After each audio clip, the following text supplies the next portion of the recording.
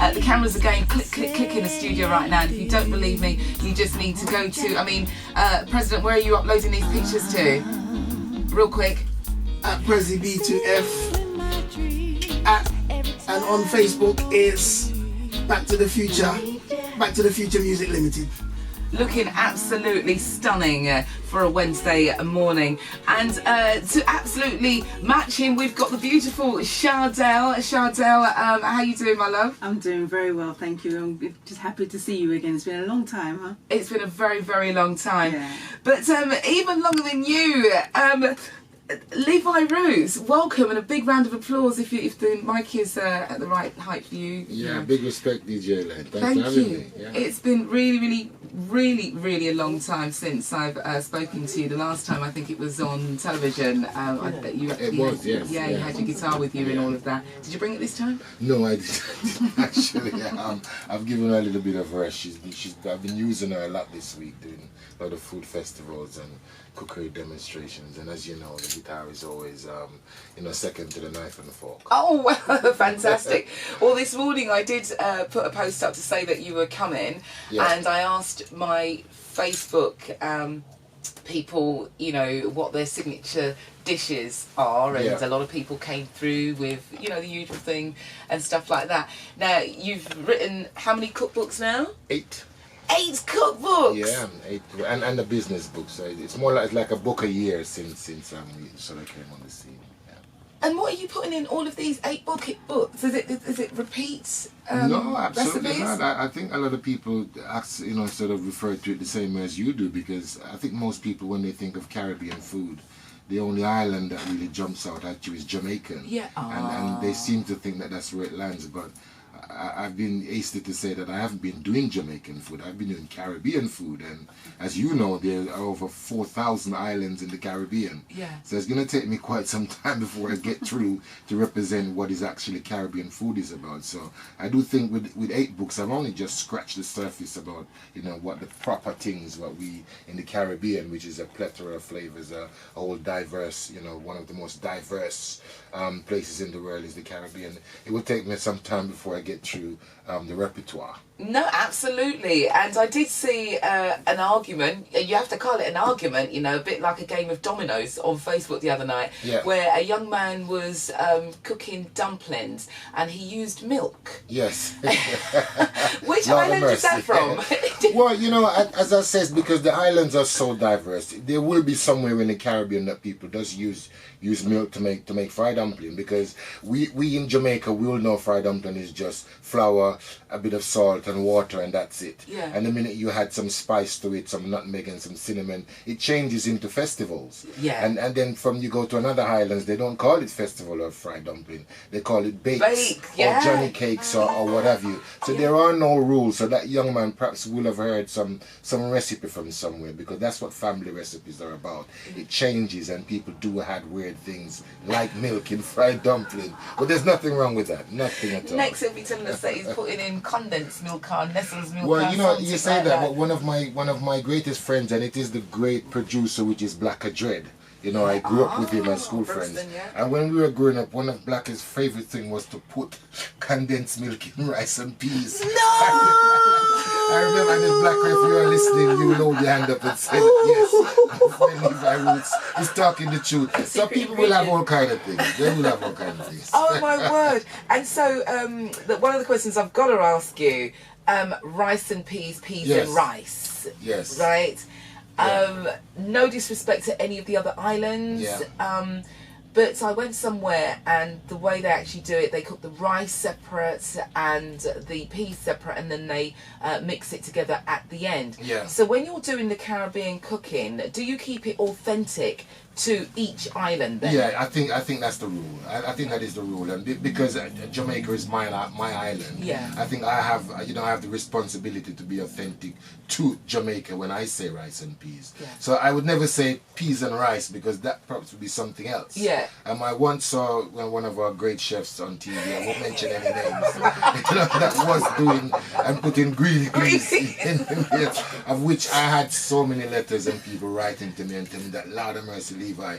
You have to do Talk them, to show him. you have to do the right thing. But then again, I thought to myself that maybe that's his interpretation of where wherever he thinks he's coming from, where rice and peas or peas and rice concerned, because it's all about individuality, you know. And again, I do a version of a rice and peas which doesn't have red peas in it. It has black beans in it. All right. You know, so okay. again, that's me now sort of throwing my own sort of twist into something that is traditional. But if I am going to do the recipe, I will say that this is a traditional recipe, but this is my twist on it. All right. Well, look, you're very, very kind to him, because I looked at that and called it paella.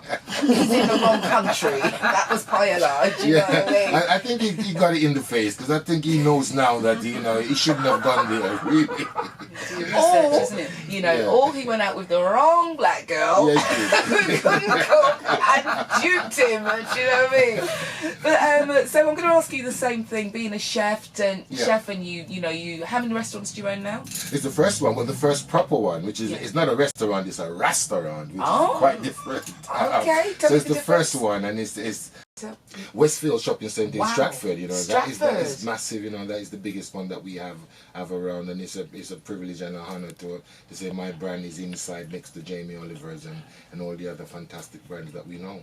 Congratulations. Thank you. Absolutely. So I said all of that to ask you, do you remember the first of all, what's your signature dish? Well, my signature dish has to be the old ackee and saltfish, you know, because it's such a versatile dish, because it's a breakfast, it's a lunch, and the minute you had some yam and some banana and dumpling, it becomes a dinner.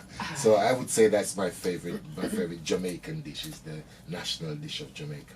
All right, cool. And so, do you remember the first dish that you ever cooked to impress a young lady? Absolutely. Then, What? you know, it was like, you know, first of all, how old were you? Yeah, well, I perhaps I was about 15 at the time I first cooked it. It's called a boatfish. Yeah. And it was my style of how to, in those days, was to dissect the snapper and take the bone out of it, and to actually stuff the fish, not through the belly of it, but through the back of the fish. Oh. And it's a really impressive thing that you do to impress somebody, to show you take the bones out and what you fill it with. And that was my first way of impressing a young lady with that. At 15? At 15 is You my started early boatfish. on, Yes, it was. Oh my word. Did you practice it before though? My grandma, I saw my grandma do it. I saw her using the knife and how she sort of entered the back of the fish through the head, and all I did was just replicate it, which is what I've been doing all my life, is replicating the stuff that I used to see her do.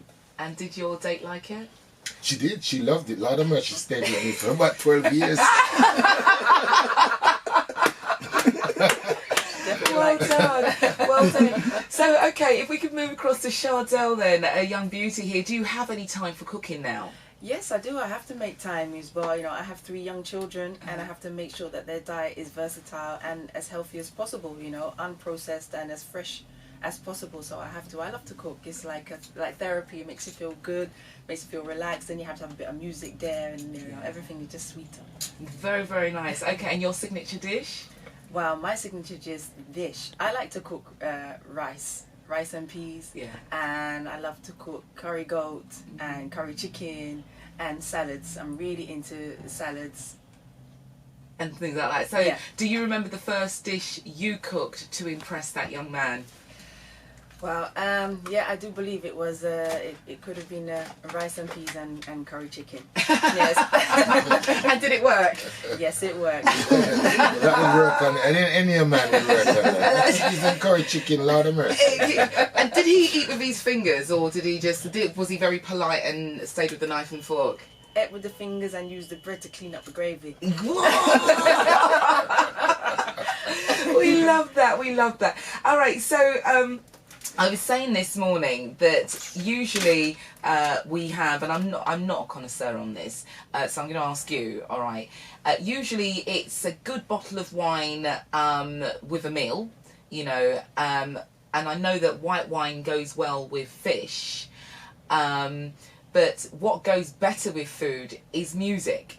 And Chardel alluded to the fact that, you know, so you're a musician What came first for you, cooking or music? I think perhaps the cooking did the love of the food of my grandma's cooking was the sort of first love for me. But I suppose I always thought that I would have made it as a musician.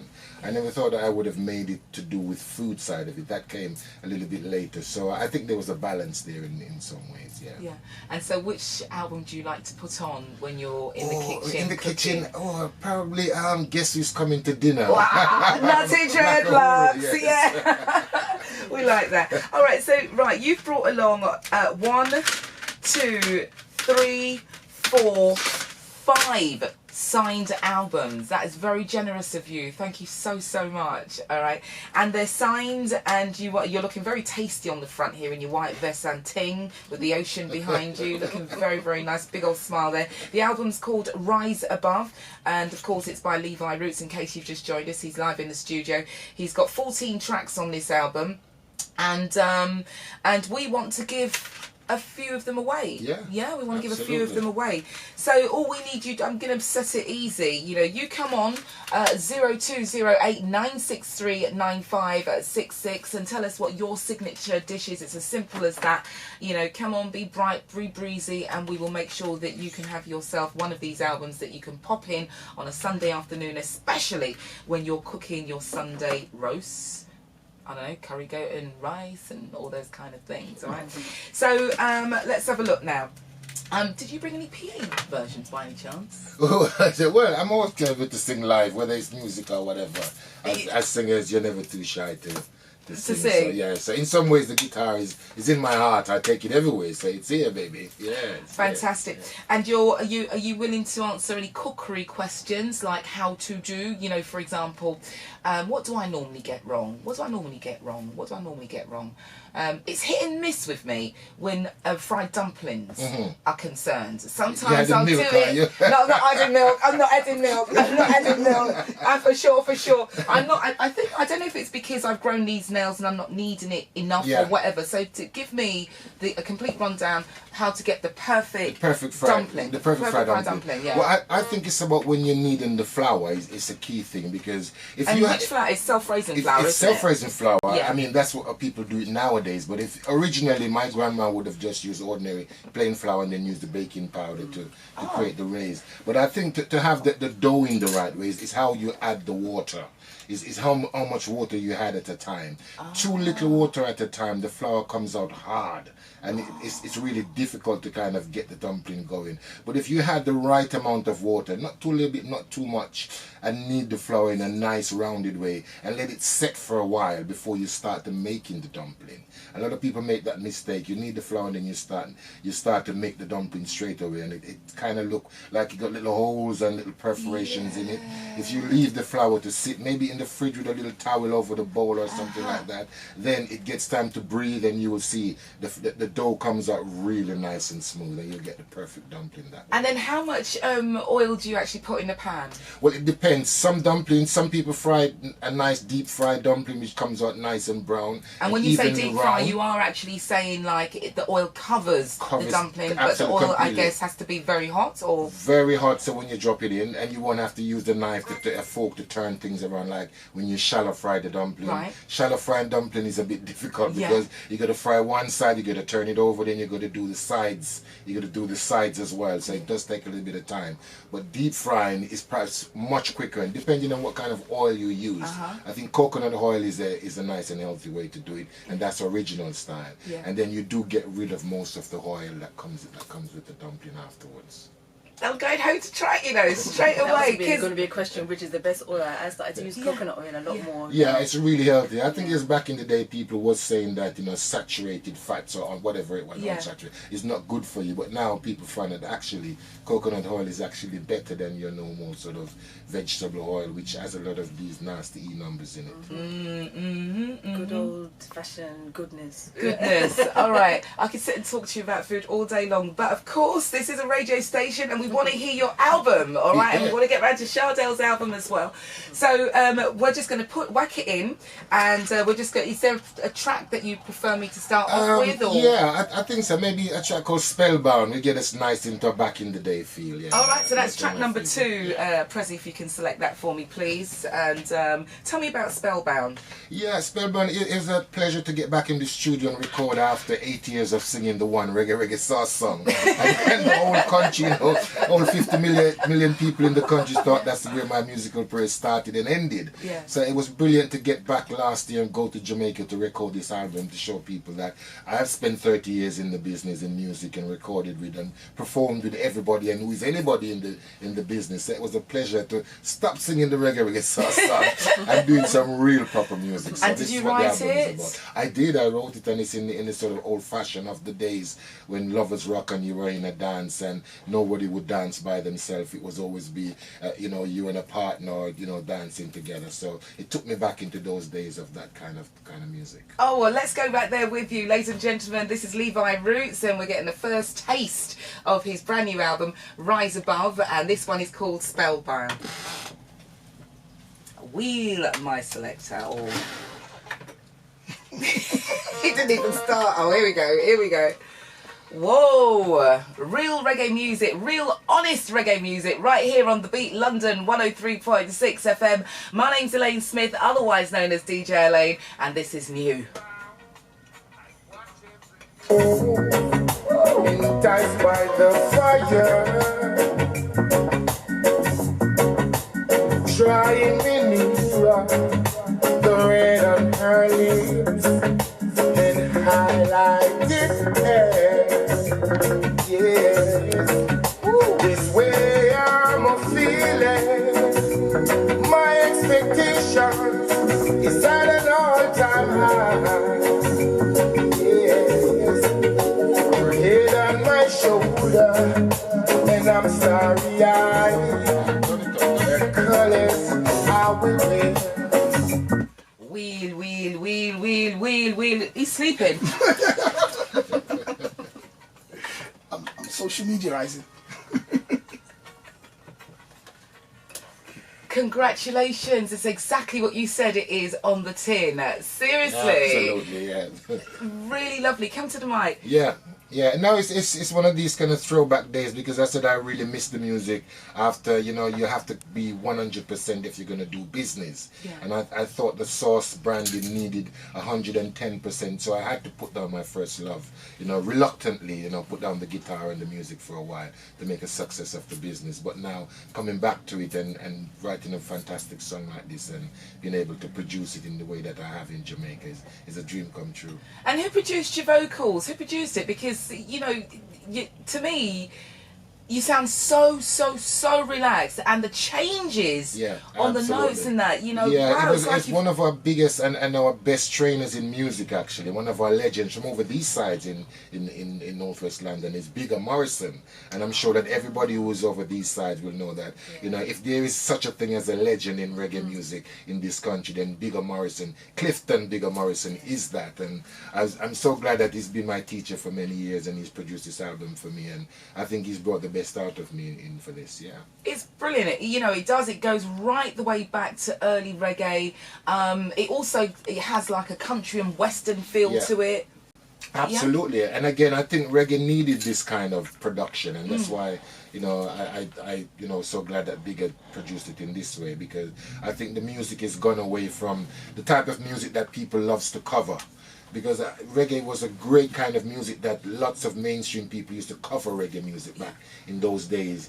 But I don't think there's been many covers of our songs of lately. And that's because of the production. So I think Bigger really went back into the days of when music was music that was created by 10 or so people in a studio as opposed to one. Because there's a lot of emotions on one track by a lot of musicians. No, absolutely. So Chardel, you're young, up and coming. When you hear a vibe like this, what are you thinking? What are you feeling? you know, can you relate to it? Yeah, because this is coming from the source. This is what I grew up on before I was born. This is what I was hearing. You know, so this kind of music is ingrained in my DNA. So it just brings a good feeling straight away. And I must say, congratulations. It sounds amazing. And, you know, this is like the dream that as artists we have, you know, even though you made the sacrifice to do your business and then to fund your project, that's like making the dream come true. You know, so yeah, this is the real thing. The real honest reggae, good honest reggae. And I strive to do the same. You know, keep the music authentic, so that, as Levi said, someday someone will want to cover my song, because I try to give the music the integrity and also the lyrical content, you know, full of integrity, you know, and, you know, I've done some research and you will be able to hear that, you know, that is really coming from the heart, from the soul, and from, you know, from my ancestors. I'm pulling from the greatest and trying to incorporate it into my work, the same as you, Levi. That is so cool. Well, you know what, Sade, we are going to mix and blend, and I'm going to try and time it so that I can get your music, because we've got your music on the system right here. If there's anything that you want to ask the legend, you know, this is an opportunity. He's sitting right next to you. Ask him anything you'd like to ask him as an up-and-coming. Yes. Well, I did squeeze in a little question just a minute ago that I would love to sing at your restaurant. You know, I thought that maybe I was signed and I can't, but right now I'm not signed. I did one album, and I'm just trying to, you know, raise the awareness of my talent and of my love for reggae, for real good reggae music. So I would love to be able to perform anywhere that you are. If you need an opening act, you know, I'm there. I'll come fully loaded, fully professional, with a big smile. That's fantastic. Well, you know, Sade, like, it's precisely like people like yourself that why I opened up my restaurant to the music part of it, because, you know, I thought that when I was growing up, I found it difficult to find a place where I can go where there was an audience and I didn't have to pay to go and sing, and I could just perform. So I just wanted to create that space, and that's exactly what it is. We do it first Sunday in every month. Yes. And it's been fantastic so far. I think the only criteria which I didn't think you passed there, it is for unsigned act, because I wanted to make this space for just for people that didn't have the opportunity, who don't have a stage, who don't have a mentor, somebody sort of says, here is a studio for you to come and record, or here's an opportunity for you to perform in front of a few hundred people. And that's what it's about. But I appreciate the fact that even though if you've won a similar competition in the past, but I don't think you could enter the competition, but you could come as a special guest. So man, that's what I play guitar as well, so, you know, anytime you're open to do a little duet with me, guitar, you know, I would love that. You just tell me the chords and I'll learn it. You know, I'm a forever student. You know, you're never too old or, you know, too bold or you're too knowledgeable to learn. I love to learn. I'm a forever student. I am. Well, that sounds good. Well, look, let me interject right there. All right. So since you've boldly, and this is exactly what you need to do, and Levi Roots says that he likes people to be bold. Let's see how bold you are. We've got a couple of PA mixes of your tunes, so maybe you can do a live performance in front. Bring it on! Is that what you're saying? Is that what you're saying? Yeah. What time? Studio is it? audience. What time? It could have 6 o'clock in the morning. It's actually 11:48 here on Beat London 103.6 FM, and you're going to do it now. Yes. We've selected track number 4 on your CD. Studio audience, people at home in your cars, kitchen, baths, and wherever you may be, put your hands together for the wonderful CHARDEL.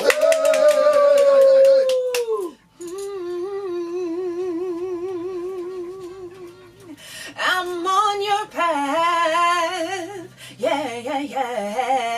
DJ Elayne, listen. See, if it wasn't for the pain in my heart, sometimes I wouldn't even sing.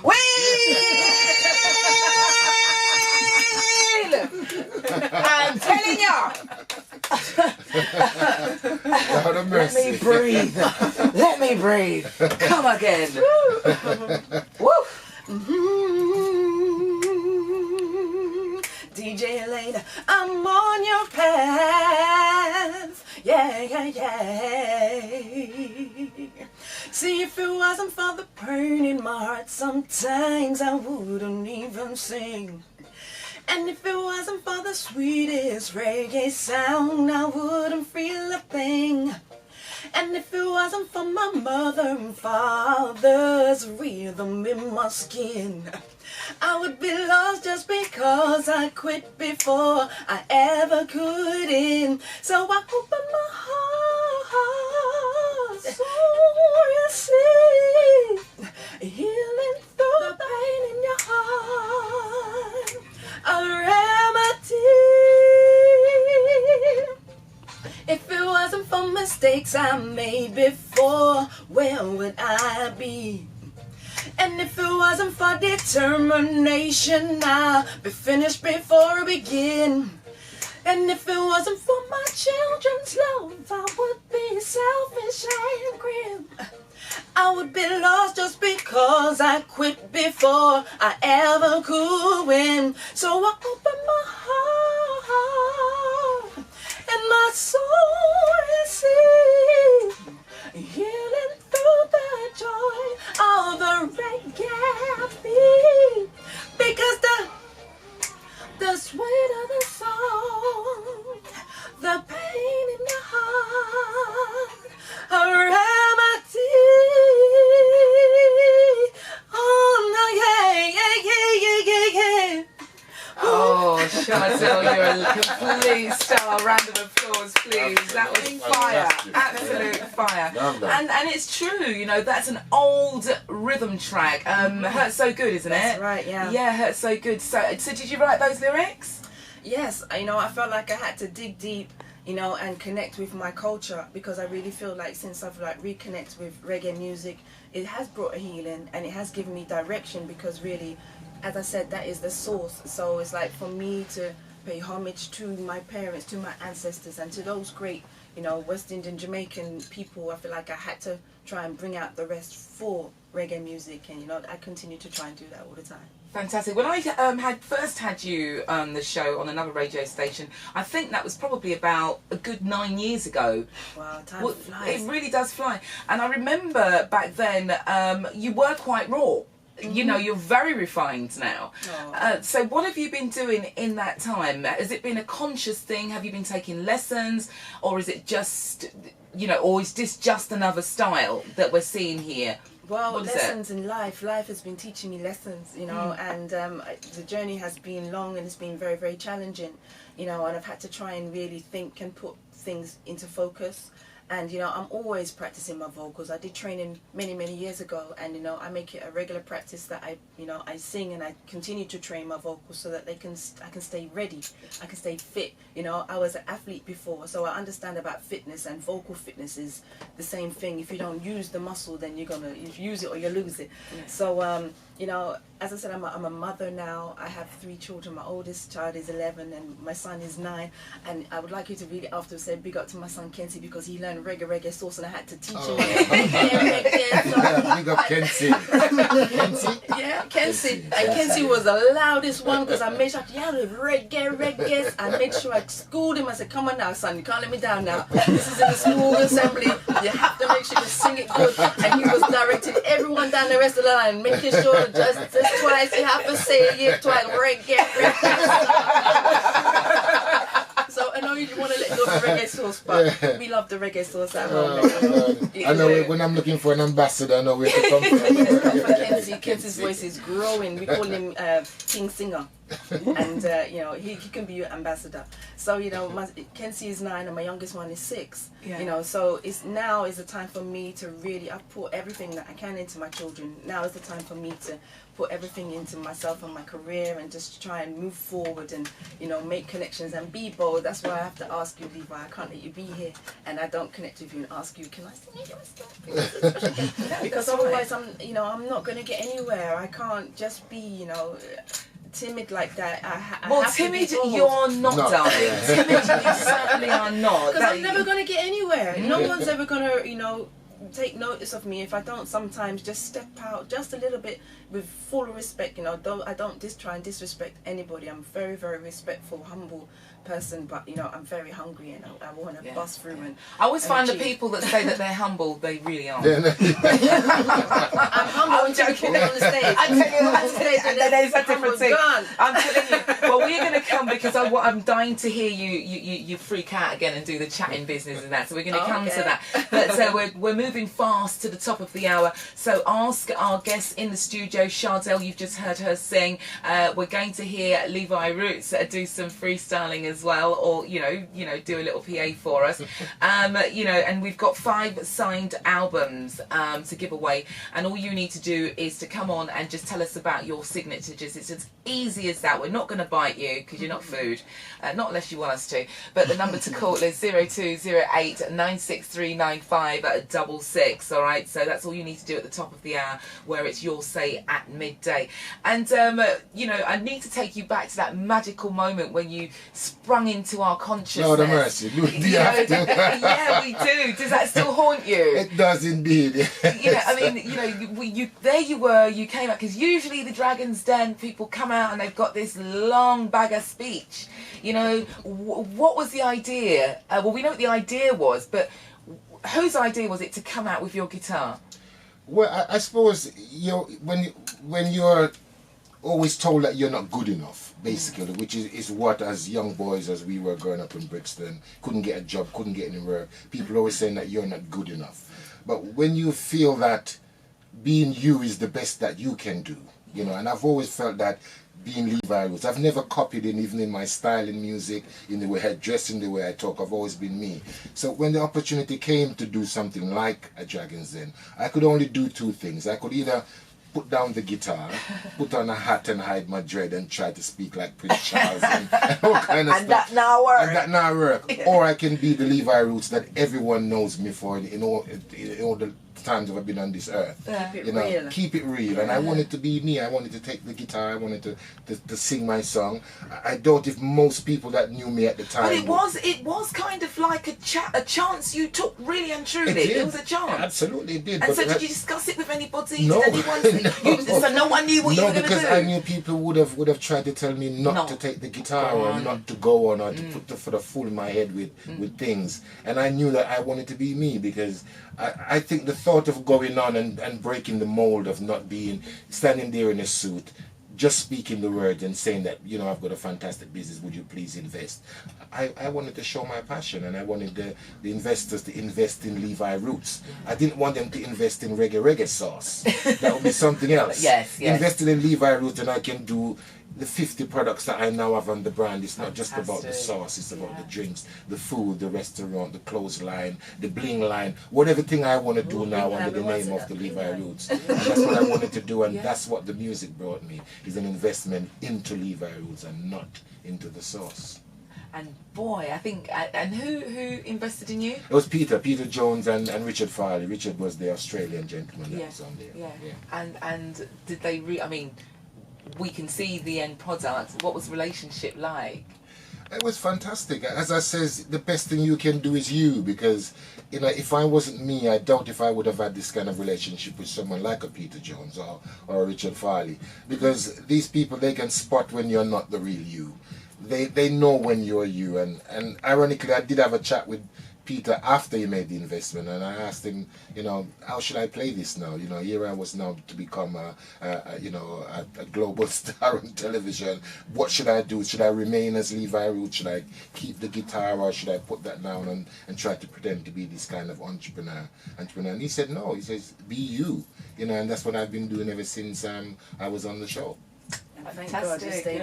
And so, real quickly, when you made that appearance on television, you're from South London, aren't you? Yeah, Brixton, yeah. And you walked back into the community after that aired. What was it like for you? Well, it was fantastic, because I remember the mayor came out and in the middle of Brixton and brought this key out to me and said to me that I now have the key to Brixton. Whoa!